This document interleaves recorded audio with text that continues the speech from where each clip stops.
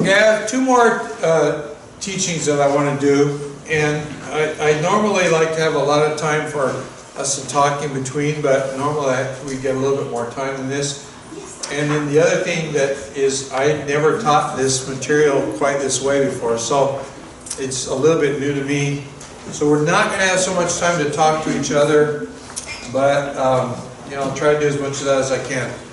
This book is called New to 5. And you go, what is 5? And this teaching that I'm going to do is going to explain what level 5 is, and then what we're going to get into is how to become a level 5 multiplying church. That's a key word here. A church that multiplies itself, and how to, if you're starting a brand new church, how to start a brand new church at level 5. And which is really just a way of thinking, but if you think, then you do, and so we'll get into that. So there's a book on the Exponential website called Becoming a Please write this down. Becoming a Level 5 Multiplying Church. That book is probably the best book that has been written in the last 10 years in America, and it's really changing people's minds. Exponential is now sending emails out to 60,000 pastors every single week. I send out 2,300 emails every week. They're sending out 60,000. If you sign up for Exponential to get their email, you just joined. But that's the only joining there is. There's no money, there's no dues, there's no rules. They got every kind of Christian in there, from real liberal Christians to Pentecostals. They're all in there. But they're all about what I'm going to talk about in the next few minutes. And that is multiplying the church. I want to be really careful that I say this. I believe in small churches, but that doesn't mean I don't believe in large churches. We spent the last hour and a half talking about why small churches in many ways are better than large churches. But a lot of Americans there's a thing called the house church movement. And they believe if you don't meet in a house, you're somehow sinning. And I'm not one of those. One of our churches that we started, that we didn't start, I barely knew the guy. In fact, I ran into him in Texas, and I was late for this meeting. I flew all night. I'm sweaty. I haven't shaved. I go to the hotel. They say, you can't register here. You have to go to the convention. It's a big convention. There's like 10,000 people there. I'm a little speaker. I'm going to talk to 100 people. So I go to the convention place, and the meeting's in session. But you know how it is when you go to a convention, the meeting's in session, but there's 20 people outside talking? And so I go there, and one of them is John Maxwell, the author. A lot of you have read his books. I'm not his friend, but he's an acquaintance. I know him. So this lady who I never met goes, hey everybody, Ralph's here. John, Ralph's here. She calls him over. And so he comes over and he's all excited. You know, it's like, and I'm not famous. So it's like, well, I don't know what this is all about. And then she goes, Ralph, here's David. And I go, well, I'm glad to meet you. I shake his hand. She goes, no, this is David Barringer. And I go, I'm sorry if we met, I don't know him. She goes, he's your disciple. And I go, I don't remember you at all. And he says, I helped you move from, we were young, from one apartment to another apartment. And then later on I helped you move from that apartment to a house when you bought a house. I was going to go to Life Bible College, but I was with really, I wanted to be a missionary, and you told me this other college would do a better job of preparing me for the mission field. So I went there. You changed my life. And I go, I'm so sorry. So I go up in the room and I shower and I shave. I come back down and I go, So tell me, how did you get to Hope Chapel in the first place? We're still outside. We decided to go sit together in session. He goes, a guy named Rick Fullenwider brought me. I go, his name isn't David, his name is Robert Berger. I go, you're Robert. He goes, I know I'm Robert. And I go, no. You don't know. I said, Fullenwider had us praying for you every time we saw the guy. It was pray for Robert, pray for Robert, pray for Robert. And you're Robert. Here's what happened. Rick Fullenwider was a drug dealer. When Robert was like 16 years old, he turned him on to drugs. And later on, we started the church, hippies, bikers. We got this hippie guy who's also a biker, got the old chopper kind of Harleys, you know, and everything, like in the movies. And his name is Mike Howard. How I got to meet Mike, he was coming to church for a couple of weeks. We had double doors like these, with these kind of bars to open the door on the side of the church, and it stuck. It was a wooden door. And so I'm in my little suit and tie, and he's in his black leather jacket, got orange hair down to here, big old boots. He's over here, and he's cussing at the door. And so I'm over here in my little suit trying to help him open it. And finally he gets mad and just kicked it and got a hole in the door, but it opened. And I went home that day, and I prayed, God, I'm the wrong guy. I don't belong in this town. Why am I here? And how Rick got to church was this. That guy named Mike, who kicked the door open, was one of those people who was told, don't come back to the Baptist church unless you get a haircut. Every time we saw Mike, it was, pray for Rick, pray for Rick, pray for Rick. I've lost Rick. I don't know where Rick is. He's my best friend, but I've lost him. Then it is, Rick's in jail. I found him. Pray that I can get in to see him. We start praying for that. I got permission to go see him. Pray that he'll listen to the gospel. We pray that. The next is, he got angry. He refuses to listen to the gospel. He's changed in prison. He went to prison and he was kind of skinny guy, and somebody beat him up. So he started lifting weights, and it worked. And so he started beating people up. And I was with him after he became a Christian. We went to this very tough place called Venice Beach. And everywhere we would go, people would stop talking, and they'd go, oh, hi, Rick. It's like they're scared to death. One guy was going to steal somebody's swim trunks. And Rick sits there and goes, hey, Jesus Christ doesn't want you to take those trunks. Leave them alone. The guy goes, oh, so what are you, some kind of Jesus freak? No, I'm a Christian, and Jesus doesn't want you to take those trunks. Oh, you got religion? No, I said I'm a Christian, and Jesus doesn't want you to take those trunks. Well, what about the time you stole a guy's surfboard and beat him over the head with it when he caught you? That was before I was a Christian. Don't touch those trunks. And it's like, I mean, this guy, you know, he's menacing to look at. He's got long, flaming hair, big old beard. All of his teeth are rotted horribly. Eventually, he got all of his teeth pulled. And then when he didn't come to church for a while, when it came time to get the teeth put in, the false teeth, some elderly lady that was going to our church got kicked out of her apartment. She had no money. He gave her his teeth money so she could have an apartment. Wow. And he was working at his job and only eating soup, and he was so weak he couldn't come to church. We found out about it. We bought his teeth. That's what you do when a church has enough money.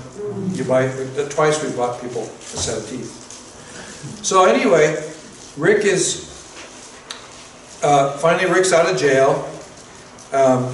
Mike's going, pray that he'll come to church with me. Pray that he'll come to church with me. So one Wednesday night, we're standing out on the sidewalk talking, some of us kind of goofing off. One guy who came with a big beard and long hair got a haircut and a shave. And, you know, if my wife grew a beard between last night and today, it looked that funny when a guy who you've only known in a beard and long hair suddenly looks like I look right now. And so we're making fun of him, teasing him, and these two choppers come roaring into the parking lot. And they go, the two guys come walking by. One of them's Mike Howard, the guy who kicked the hole in the door, and who's always asking us to pray for Rick. And he comes walking by and he goes, Hi guys, this is my friend Rick. and we don't think, oh, this is Rick who we've been praying for. Yeah. This is just some guy named Rick, right? Well, there's like 12 of us in this meeting, so we're still a small church. And we had asked a rich man to give us a bunch of money so we could give away a book called The Cross and Switchblade, which was about drug addicts finding Jesus. And we got a letter that day that we were getting the money, so I'm all excited to tell him about that. And this guy Rick is sitting in a chair, and he goes, I want to say something. Right now, right here, I mean, it's like, I'm in your face hostile about this. Right now, right here in this chair, I accepted Jesus Christ as my Lord and Savior. I came to church tonight to punch out the pastor, because this guy Mike keeps bugging me about Jesus all the time. I figured if I beat up the pastor, he'd leave me alone. I'm the pastor. Well, what happened was, I was 25. Will Hindley was 58. Will Hindley is an engineer, aerospace engineer, bivocational, assistant pastor to the 25-year-old guy. And he's standing at the door. I'm wearing blue jeans. He's wearing a suit. So who looks like a pastor? And before Rick could hit him, because that's what he came to do, Will reaches out, and Will would always do this. He'd grab your hand. You think you're shaking hands, and he pulls you up and wraps an arm around you and goes, hey man, Jesus loves you and so do I. Well, that became Rick's MO after that, you know. There's another whole story of you know when the astronauts got stuck going around the moon, couldn't get back? I know the guy who brought him back. He was a Jew from New York who got saved because Rick did to him what Will did to Rick. So anyway, I'm walking in the room with this guy, Robert, and I go, how did you get to Hope Chapel? And he goes, a guy named Rick Flownwider brought me. Robert is a pastor of 10,000 people in Lima, Peru. Wow. They've started 350 churches. I didn't know he existed, though I helped him figure out which college to go to and all that, because I never discipled him. I discipled Mike, who became a pastor, who got a divorce, and is now a policeman. That kind of stuff happens. Mike discipled Rick, and I knew Rick. Rick did help me move. I would ride back and forth on his motorcycle between the houses because it was fun to ride on the motorcycle. The neighbors told me later on we were scared to death because we thought it was him that was moving in the house. Rick discipled Robert. And the reason Rick was so concerned about Robert is when he was a young boy, Rick turned him on to drugs. And so Rick felt obligated to turn him on to Jesus. And today Robert's pastor. And I'm thrilled that there's 10,000 people going to that church in Lima and that they've started 350, mostly very small churches, all over South America. I think that's a cool story. So I don't think that I'm here to tell you that your church needs to stay under 50 people. But I think I'm here to tell you that if your church is under 50 people, you should be proud of it. It's wonderful. But what you should do is stop being a level 1 church or a level 2 church or a level 3 church and become a level 5 church. So now let me tell you about the levels, okay? So 5 stages of church life. And you got to understand that everything that I'm about to present to you is to make especially level 3 people feel guilty. And if you go on the Exponential website, they actually have a test where you can test, am I level 1, level 2, level 3, level 4, level 5? And if you're level 3 and you take the test, you're used to winning at everything, right? I'm the big, I know a guy in a town in the Pacific Northwest in the United States. He's in a town of 18,000 people. Over 1/3 of the people in that town go to his church. That's a big deal. 6,500 people out of 18,000 go to one church every Sunday. We were together in a meeting where we were planning some stuff for Exponential. He took the test the night before. Now the test has been online for 3 years. He just took it. This was in the spring of this year. he was furious. He was so mad. He took that test and he came out level 3. And he's used to being level, if there's 5, he's 5. If there's 10, he's 10. If there's 100, he's 100. He wins. And he's only level 3, and he was furiously mad about it. And he should have been, because the test was designed to make him mad. or make him sad. So it's hierarchical. It places value. Level 5 is better than level 4, which is better than level 3. And so let's take a look at them. So here's the 5 levels, 5 stages. First one is that you're struggling, that you're thinking a lot about survival. It's the major deal in your life, is just to be able to survive. Now, who's in this mode is mostly people who are not bivocational. Because, and I want to take a little bit of time to talk about this. If I'm bivocational in the sense of America, I went to seminary, I spent 7 years, 3 years going to college, 3 years going to seminary. I have a school bill that may keep me from ever owning a house. I thought I was going to build a church of 1,000 people, and only 45 showed up. And so I'm thinking 45 is good, that guy's thinking 45 is bad. I'm not trained to do anything that I can earn a real living at. And so I end up working at McDonald's, or I drive a school bus, and all my pastor friends think I'm a failure. That's the way people think in America. And the reason is they are struggling financially. Remember last time I told you money drives church? Well, money is driving this church big time. And so they're thinking scarcity thoughts. We don't have enough. That's all they can think. Sometimes they wouldn't say it, but they're mad at God because we don't have enough. It's God's fault. And instead of turning it around to where we could rejoice about that, now watch this. I'm standing here. I'm the American model of a bivocational pastor. I'm a loser. Now I'm over here. It's Sri Lanka. I've been down there. I go to Sri Lanka. I'm going in this June, I'm going back to Sri Lanka next year. And they're asking me to teach them what I'm teaching you. And that's really stupid. The reason that it's stupid is because in the years that I've lived in Hawaii, from 1983 till now, actually 2 years longer, in 1981 till now, in Sri Lanka, they've started 12,000 churches out of one church of 350 people. How many of you are from that church? Are any of you guys from that church? Living Way Church in Colombo? So, that's where he comes from. So, they're having a civil war. The war's over now, but it was bad. You couldn't, there were no cars allowed in the airport. I go to the airport, it's late at night, I don't know anybody, there's nobody there to meet me.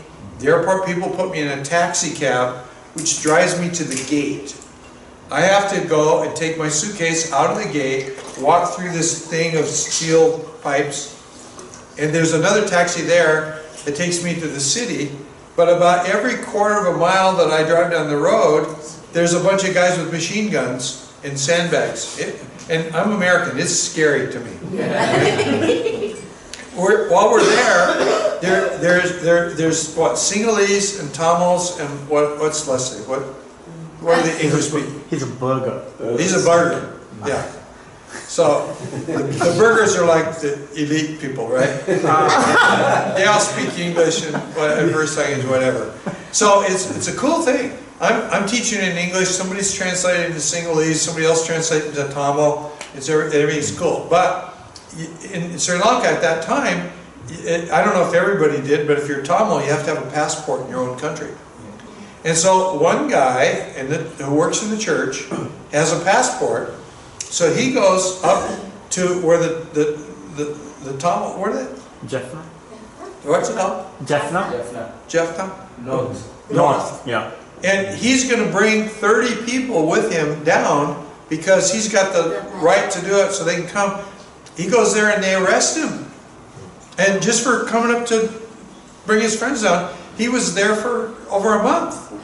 So I've heard these stories, It's the last night, it's all over, it's a Sunday night, and I'm getting ready to go home, and nobody picks me up to go to the airport. And being myself, I actually happen to have in my pocket his phone number, but that's unusual. I go places, I never pack until I'm ready to leave. I don't know anything. So I'm there, and the meetings are all done, and I'm in a hotel room, and I don't have anybody's phone number, and nobody came to pick me up. And I don't know what I'm going to do. And there's guns everywhere. And so finally the guy shows up. And he's driving an Alfa Romeo, a very expensive, in my book right now it says BMW because I got confused, but it's an Alfa Romeo. And it's an expensive car. And I'm a car guy. So I get in the car, and my first thing is, so what about this car, man? This is cool. I never saw one of these in America. And he goes, oh yeah, you know, the reason I'm late is I pastor 2 churches. And the 7 o'clock church, I pastor one church at 4:30 Sunday afternoon. I pastor another at 7 o'clock at night. And my 7 p.m. church is my last night there. And so they had a party, and that's why I'm late. But next week I'm starting a new church, and it'll be my 5th church. So the guy's a church planner. He's getting ready to start his 5th church. And so then he goes, the car, well, that's my day job. That's what pays me. He's attending the church of what, 300 people? Mm-hmm. Living Way Church, 300 people? He attends there with his family. So his children have the stability of that, all that. It's you know, and it's really cool. It's a multi-ethnic church. There's a whole bunch of different kind of people there. But on Sunday afternoon, he goes into a really poor neighborhood, a really rich man, and he's pastors a church. And at 7 o'clock at night, he goes into another really poor neighborhood, and he pastors another church. They're all house churches, and he's getting ready. And this was 15 or 20 years ago. Who knows what he's done by now? But he was into his 5th church. Now, here's the difference between a victor and a loser. The loser, and you can overgeneralize, and I always do, so forgive me. If you went to seminary, I don't hate you. But I actually went to 2 of them, right? The loser is the guy who went to seminary, thought he was going to pastor a big church. It never grew the size that he thought, and he had to take a crummy job because he didn't learn how to be an engineer or a lawyer or a doctor or whatever. The winner is a guy who's got a career. What is it you do for a living? Real estate development. Real estate development. And what does your wife do? She's a housing practitioner. Okay. So they got a job, they got a life. If they want to take a trip to Disneyland, they can do it. If they want to send their child to a good school, they can do it because they have a job. They have a real life, and they pastor a church on the side.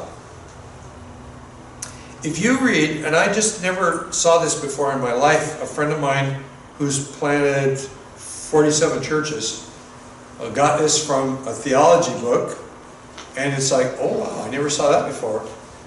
If you read the book of Acts when Paul went to Ephesus, do you remember what he had to do to support himself?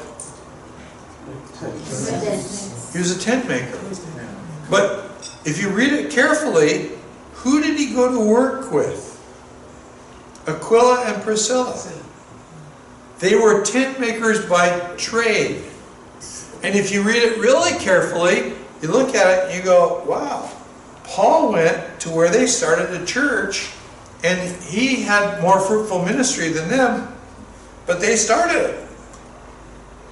Here's another thing that rattles Americans, because Americans are sort of anti-women, is that it starts out in that one passage talking about Aquila and Priscilla. Every other time after that in the New Testament, they moved, but they were still tent makers. And now they're called Priscilla and Aquila, which means that Priscilla is probably the leader of what's going on. but it starts out with a cupola. So what I'm saying is this. I asked you this morning, and nobody's pastoring a huge church, and everybody has a job. And I think that makes you winners. And I think that if you're somebody over there who had to go to work because the church couldn't feed you, then somehow you're doing this, you're struggling, you're at level 1, and that's not a very good place to be. Am I making sense? Yes. Yeah. So, level 2. Level 2 is where you're thriving, and this basically means that you can pay the rent, and you can pay the pastor a decent salary, and the church board, when they meet, isn't sitting around meeting and worrying about money, and you're able to move beyond scarcity thoughts to growth thoughts. And so, survival is still a big deal, but you're doing a real good job of it. So that's a level 2 church on the way to becoming, hopefully, a level 5 church. You with me so far? Yeah. So level 1 is bad. But if we would think different, then level 1 would actually instantly become level 2. Because if you have a job and you start a church in a house, and I asked you yesterday, how did you start? And what he told me was that my wife and I got permission from our pastor. We went out and we started with just our family. Then we began to evangelize, but they never ever had to struggle over money, because money simply is not an issue. That's what you guys do, isn't it, in your church? So money's not an issue. So now we're thriving. My friends at Exponential are going to say here that there's a problem, and that is that we become complacent. We're doing well. We like each other. We're having fun. It's kind of an us four no more kind of a church. We don't really think much about evangelism. We don't think about planting churches, and so that's level 2. And then you get to level 3, and this is the big hang-up in America, where you're adding numbers, and think of these two words, adding and multiplying, because they're going to be important. So this is the church that becomes a church of 7,000, 8,000, and all it can think about is becoming bigger. And a lot of times, what that means now is they do what's called multi-site.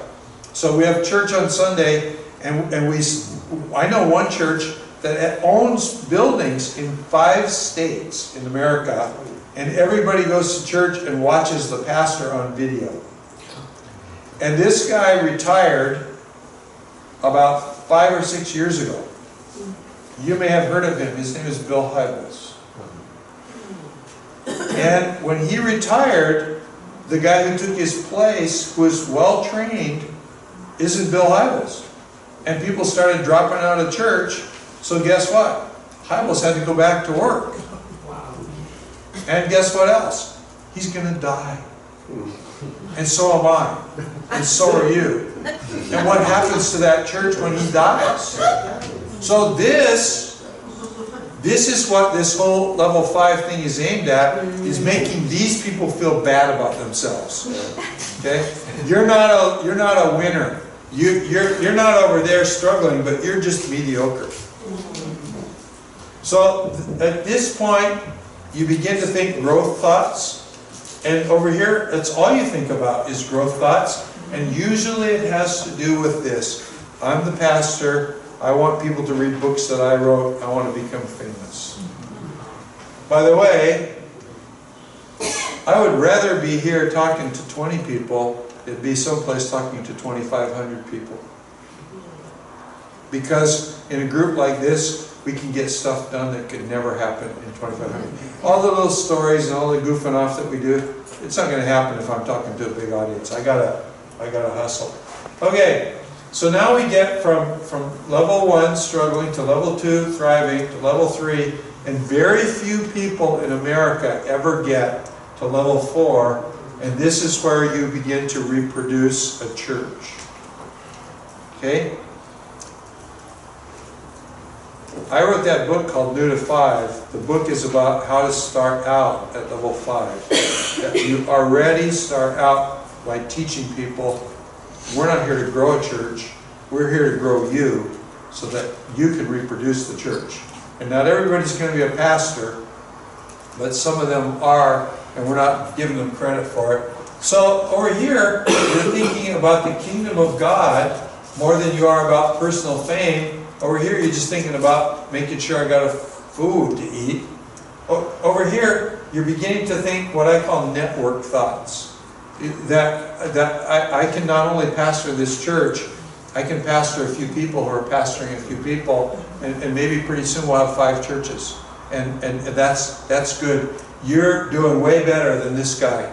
I'm here to tell you, if this guy has 7,000 people going to his church, and you got 40 going to your church, but you started 3 others, you're on the way to growing the kingdom, and you're gonna reach into places he cannot go. Am I making sense when I say that? Yeah. You know, in America, we have all these people who are coming in from other countries, and we're not evangelizing them at all. Where I'm moving in San Diego, they happen to be Christians. But the house that I bought, and there's a hill, and 1, 2, 3, 4 houses are all bought by Iraqis. And they call themselves Chaldean Catholics, which is kind of like the Greek Orthodox Church.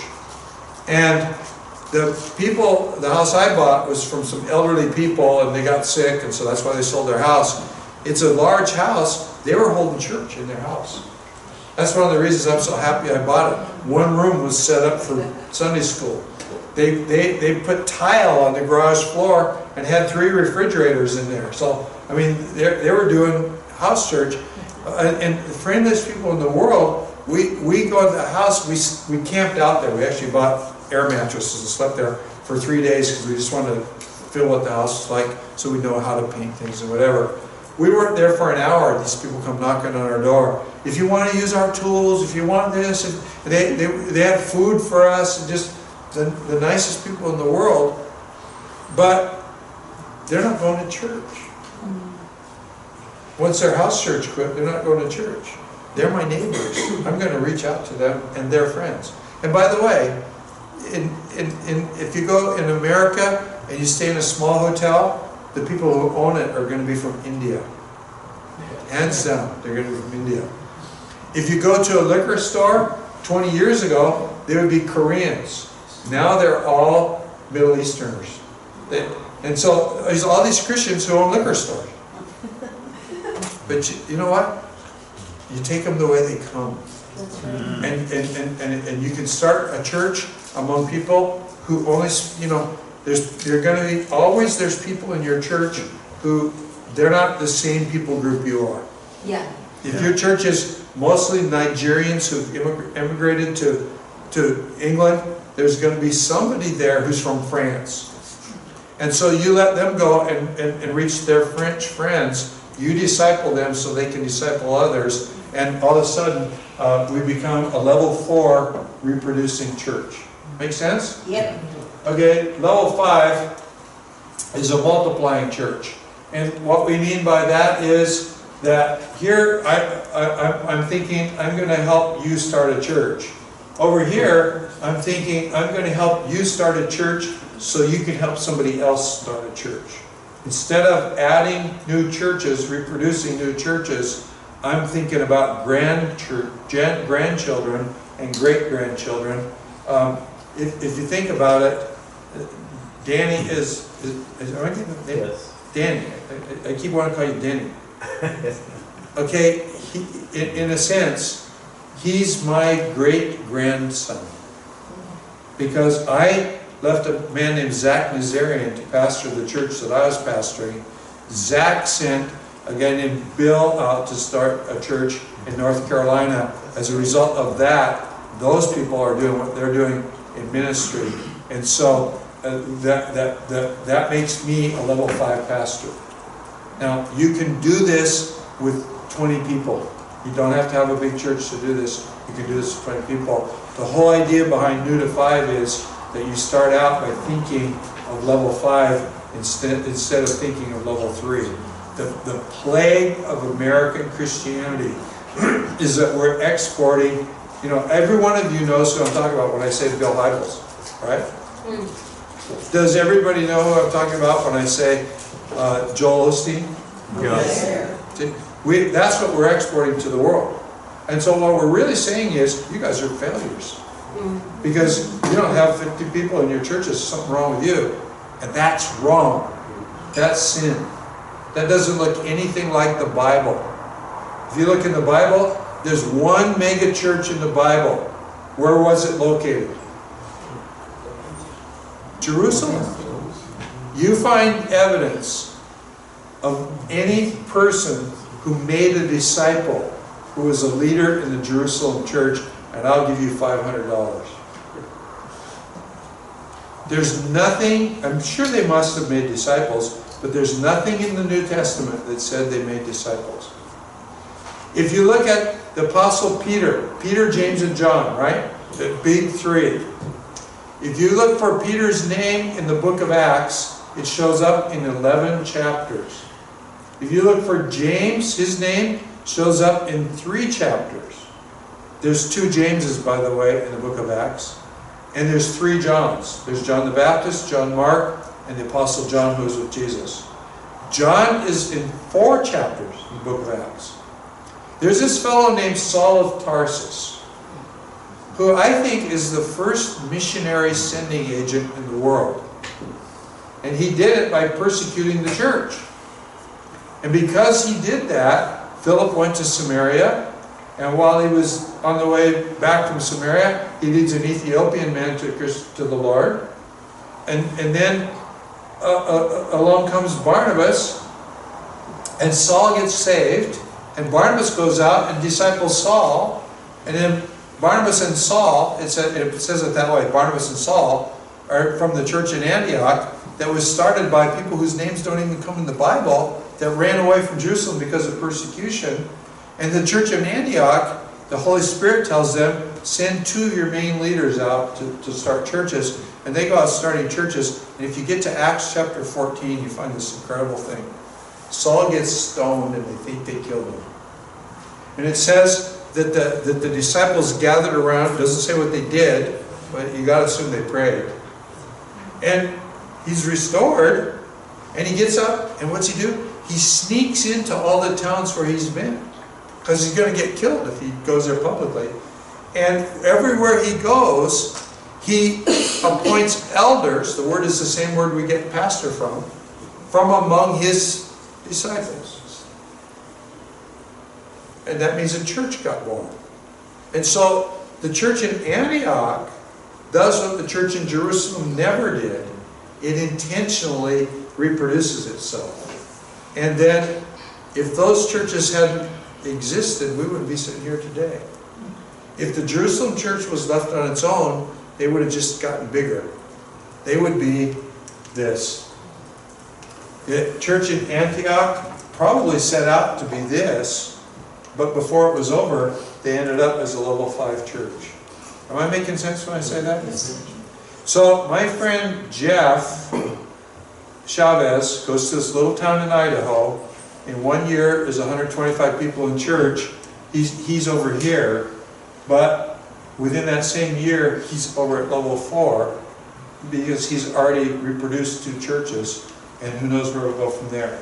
So, Early Hope Chapel, when I first became a pastor, we went very quickly from, and I should have made this white, I just made these so they're still on the right. But this is struggling, this is thriving, this is adding, this is reproducing, this is multiplying. The church I pastored within 6 months was a thriving church. The first few months, we were scared about putting food on the table. But as soon as we were thriving, then some people from our church, and this is the old days in America where you go to church Sunday morning, Sunday night, and Wednesday night.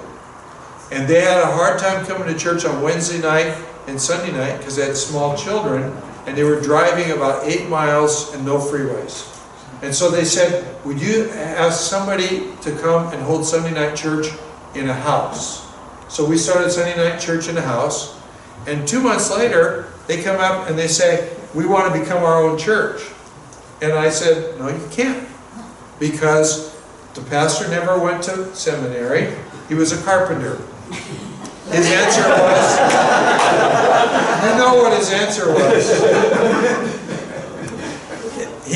They wanted to call it Branch of Hope, which frightened me because I was afraid that the Foursquare Church would think our church was Hope Chapel. They're going to think we're trying to start a denomination. I don't want that. And then we had a rule in Foursquare Church in America, only one Foursquare Church can be in any town. So he's going to go to a town of 120,000 people and start another Foursquare Church. They already have 2. They're already breaking their rule. Each of those churches has got 200 people. He's got 30.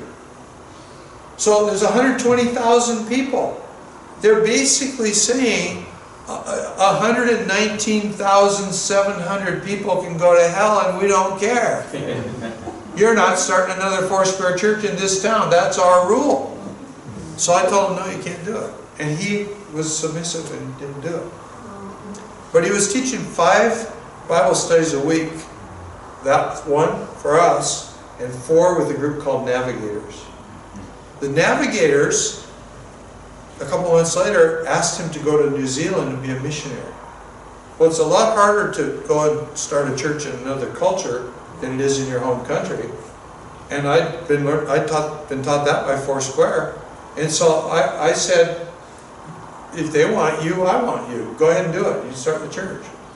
And here's something, write this down. This is very important. It might be the most important thing I have to say. Any of you remember Roy Hicks Jr.? Yeah. He taught me this. St. Roy. It's much easier to get forgiveness than permission. Write it down. It served me well. It's much easier to get forgiveness than permission. I went to the Foursquare supervisor and I said, I got to talk to you. And he said, what about? And I go, well, I'm acting. So I did this I took 5 minutes to do this. I made him beg me. I go, I think we might have broken some of the bylaws. Well, what did you do? Well, we didn't really want to do anything wrong, but I think, well, what did you do? Well, what we did, we're trying to do something really good, but well, what did you do? Well, you know, there's some rules. What did you do? And literally, I kept doing this for 5 minutes. And the guy this is a time when the hippie thing is starting to happen. And the old guy, Rolf McPherson, who ran Foursquare, was endorsing what we're doing. But this is one of these younger guys who's Mr. Suit and Tie. And it's a time in America when people stopped having Sunday night church. All churches stopped having Sunday night. If you took a church in his district, you had to sign a piece of paper, I will have Sunday night church. I won't change the name of my church. People were doing that. And he was so legalistic. And so I kept doing my thing on him. And so finally he goes, what did you, and I go, well, we started a 3rd Foursquare church in Torrance, and it's called Branch of Hope, and the pastor never went to Bible college. And he goes, you know my daughter Elaine? And I go, yeah. He goes, she's 21 years old. She's actually a beautiful girl. And he goes, I want her to get married. And I'm hoping that she has children, but I can't tell her who to marry, and I can't tell her where to get married, and I can't tell her what to name her children. I just want to have grandchildren. You just had a baby, and I can't tell you anything about it other than that's good. And this is a legalist. And all 3 of those rules got changed. They changed, you can have more than one church in a town, you can give it a slogan name, and a pastor doesn't have to go to seminary.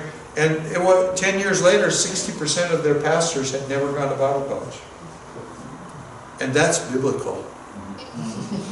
You can't find a Bible college or anything that looks like it in the book of Acts. You find Paul meeting in the school of Tyrannus, but he wasn't leading the school of Tyrannus. He was renting the place so he could make disciples. And because he made disciples, the Bible says, all who lived in Asia, which is Turkey, and heard the gospel. That's good stuff, okay? So, here's our church, early days of Hope Chapel. We went from struggling to thriving, and then Richard Agazzino ends up reproducing a church. And then we start going, that's a good thing, we can do this some more. And here's how it works for us, because Bible college was still a big thing. We had a bunch of our hippies, and one of them, do you know O.J. Simpson? Remember the trial in the house where the thing happened? Well, that house, we were holding a Friday night Bible study in that house. Before he owned it, this Jewish family owned it. And one of our kids in our church, a Jewish kid, used to play volleyball, which is sort of like that other game you play with the round ball. And he was real good in high school. Well, almost all of his friends were Jews. And when they all went to a junior college, and his group of friends became the volleyball team of that junior college, so he decided he wanted to tell them all about Jesus. So he went and enrolled in college. He didn't care about graduating. He had something else to do. But he enrolled in college so he could play volleyball, so he could tell them about Jesus. And so a bunch of them got saved. And they're meeting in this one kid, Al Eastland's parents' house, which is the house that O.J. Simpson bought. And the guy's mother was the president of a synagogue. And so she'd come and meet with the Christian kids and teach them Hebrew songs on Friday night, and they held church. And finally, Dave comes to me, there's like 45 people come to this, what's really a church on Friday night. A lot of them don't go to our church. And he says, I'm not a pastor, I'm an evangelist. Do you believe in Ephesians 4? Apostles, prophets, pastors, teachers, evangelists? David Cohen is probably an apostle evangelist. I am probably an apostle teacher. I'm not much of a pastor. If you come to me with a problem, I'm going to send you to somebody else. But I'm a good Bible teacher, and I'm good at starting stuff. I'm not real good at running them, I'm good at starting them. So David comes and says, I can't do this. So we're just sitting around talking, 3 or 4 of us. We had bought a small house, so it was built where there's like a little apartment upstairs and a double garage. And we wanted the garage for children's church because we were growing. So we're sitting in the garage, we're actually remodeling it. And a guy named Gary Sinardi comes walking by. He's about ready to graduate from Life Bible College. And so, I mean, we're young, right? So, we're young. So I go, Gary, come in here. And he comes in, I go, say yes. And he goes, what? I go, say yes. He says, yes to what? I go, just say yes. He goes, no, what am I saying yes to? I go, look, am I your pastor? Yes. Do you trust me? Sort of. Just say yes. And everybody there's like 5 of us or 6 of us. Everybody goes, Gary, just say yes. So he goes, okay, yes. What? We go, you just said yes to becoming the pastor of the church at Al Eastman's house. And you know what? Foursquare had an empty building that they didn't know what to do with, and they gave us the building, and he became the pastor, and it grew to like 120 people. Wow. And it planted other churches.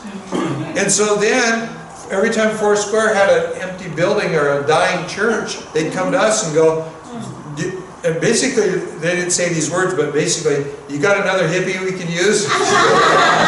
and so by the time that I left California, we were at level 4. I was the 30th pastor to leave the church that I pastored to go start a new one. Wow. But we weren't at level 5. Because all we were thinking about is, hey, we plant churches, we send people out, and they start a church, a church, a church, a church, a church. But then I moved to Hawaii. And Hope Chapel in Honolulu is this way, but so was Hope Chapel in Kaneohe when I started. We go to Hawaii, nobody will rent us a building. So we had done a thing that, because I came from a big church in California, we had money, we started a radio broadcast. For 6 months before I moved, I was on the radio, and so then once we moved, we told everybody, we're starting church, call this phone number. Well, we had no place to meet. We had tried a public school, we had tried a movie theater, we had tried a park building, we tried, you know those Quonset huts that we called them in America? The steel buildings they made in World War II? You meet in one like that, right? Kind of, yeah. Kind of like that. Yeah. And so there's one behind us. yeah, we tried to rent one of those, and they wouldn't rent to us. So we ended up going to the beach in a park, and it's against the law. And so we couldn't advertise, here's where our church meets. We had to say, call this phone number, it's my phone number. And so the first day, there's 72 people on the beach. And it's against the law, and in our church, we would take the offering at the end of the service. And so just as we're ending, the policeman would come through. And so one guy's job, and his ministry, was to go make friends with the cop and slow him down while I took the offering. The cop never stopped. But God gave us a vision, and we know that this was from the Lord. It was one of those times when I heard a voice, and it was like, if you were in the room, you wouldn't have heard it, but it was like I heard it. It was right over my ear.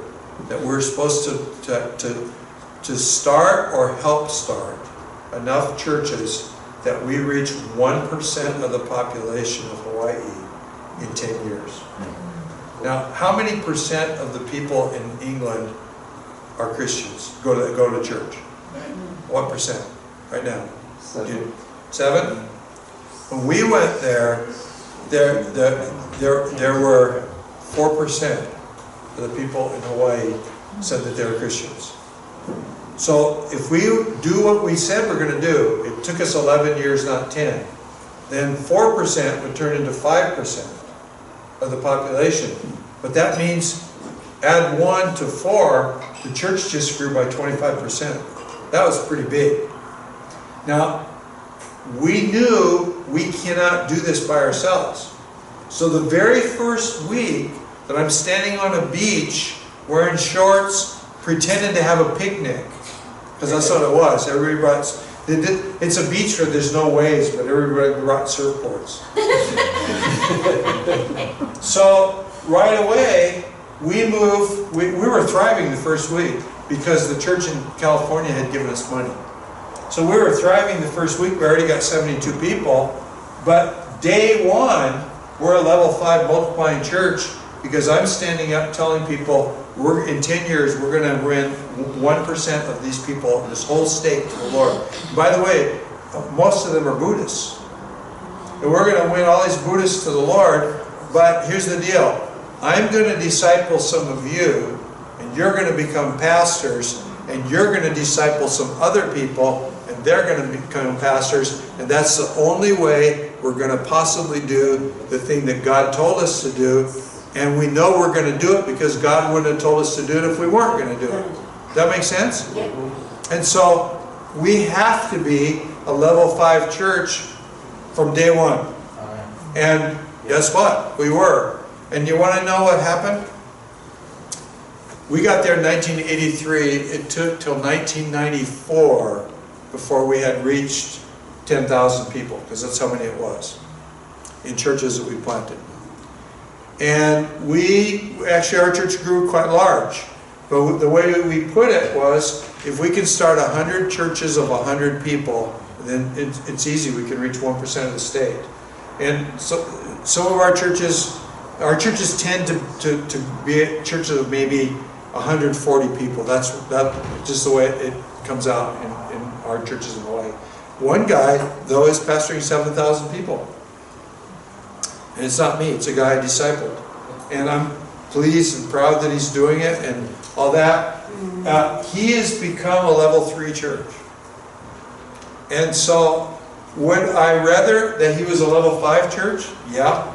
With 7,000 people, there must be 150 pastors sitting in that church that could go out and reach into the poorer communities or the outlying rural communities or whatever. There's a guy in my church right now.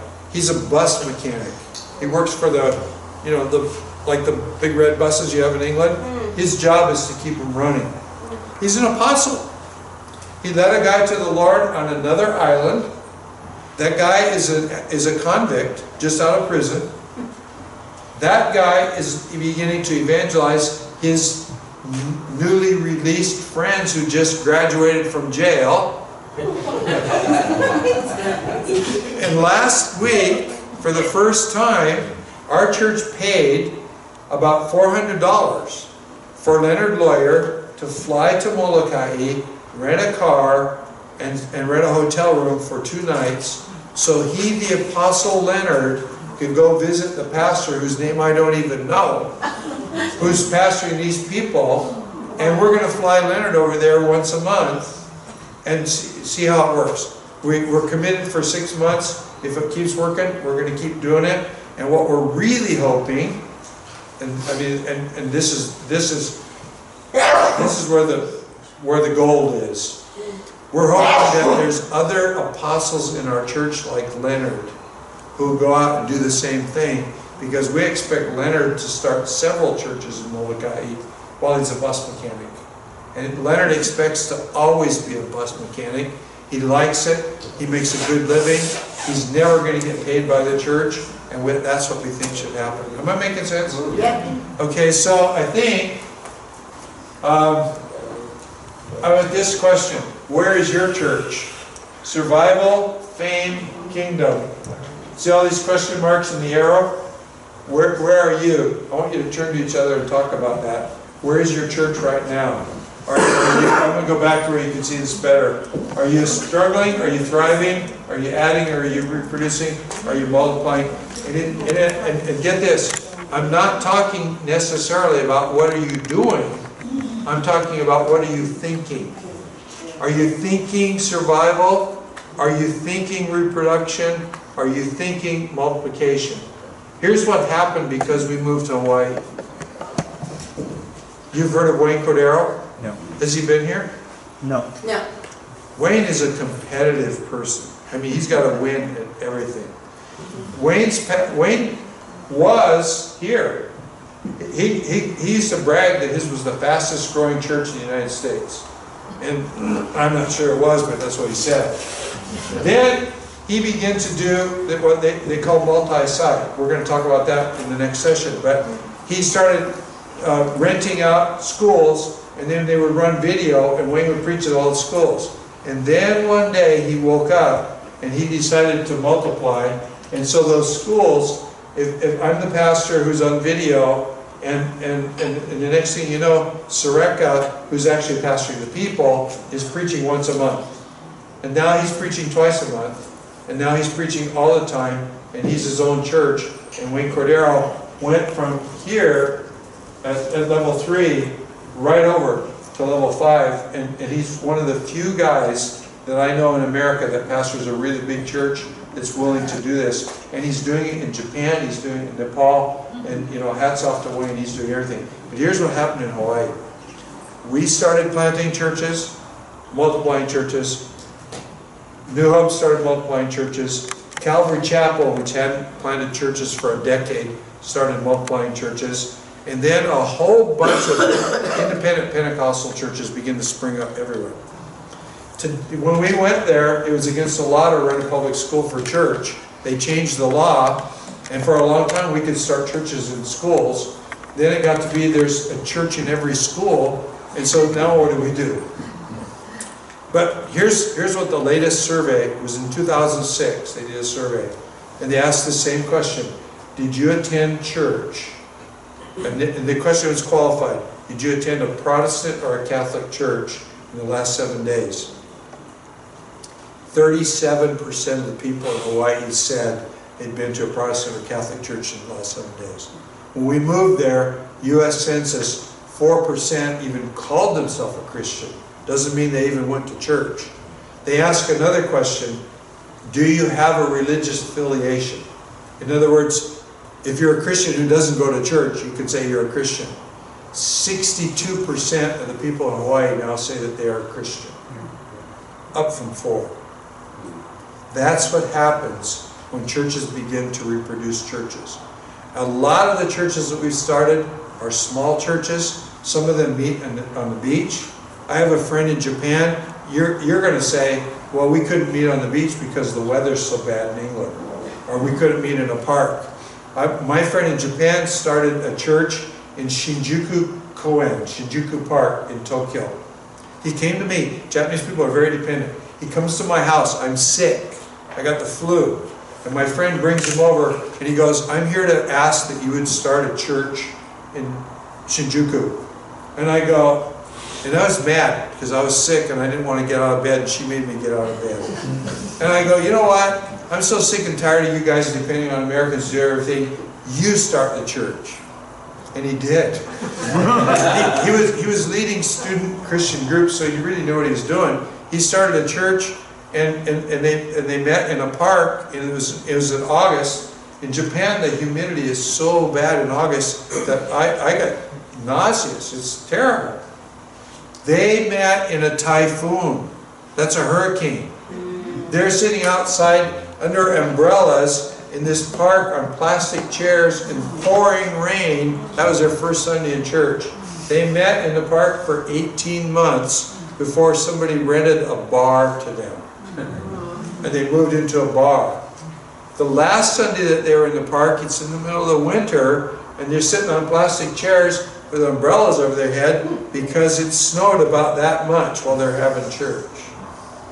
So I'm here to say, if they can do that in Japan, they can do that in England. But back to my question, where are you in this?